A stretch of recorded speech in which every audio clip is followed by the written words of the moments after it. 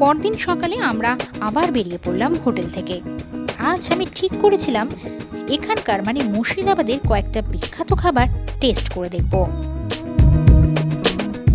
জানেন, এখানকার এসব প্রাসাদোপম, রাজবাড়ি, তারপরে বড় বড় মিনার, গম্বুজ, এগুলো দেখে চক্ষু তো আমার ছানা বড়া।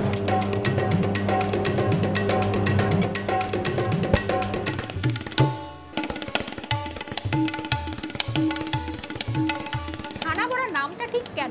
ছানা বড়া বিখ্যাত হয়েছিল এই কারণেই যে ওই সময় রাজরাজারা এই জিনিসটা খেতে ভালোবাসত।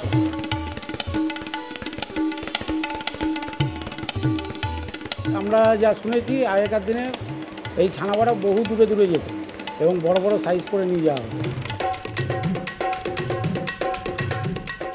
একটু বড় বলতে আপনার হয়তো দেখা গেল 10 কেজি, 5 কেজি, 20 কেজি, 25 কেজি এবং সবচেয়ে বড় 1 মণ সাইজ, মানে যেটা 40 কেজি পর্যন্ত ছানা বড়া হয়েছে।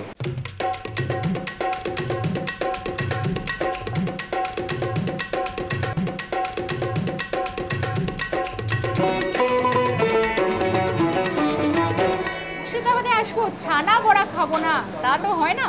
তাই আমার হাতে এখন ছানা বড়া রয়েছে, আর এটা আমি কিন্তু এখন চেখে দেখবো। বেশ ভালো,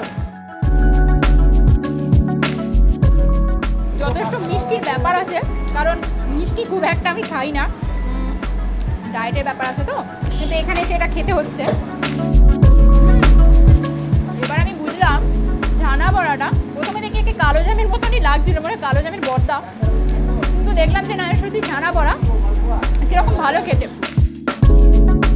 আপনাদের বলি, যারা মুর্শিদাবাদে আসবেন ঘুরতে, তারা কিন্তু অবশ্যই একবার হলেও ছানা বড়াটা টেস্ট করে যাবেন।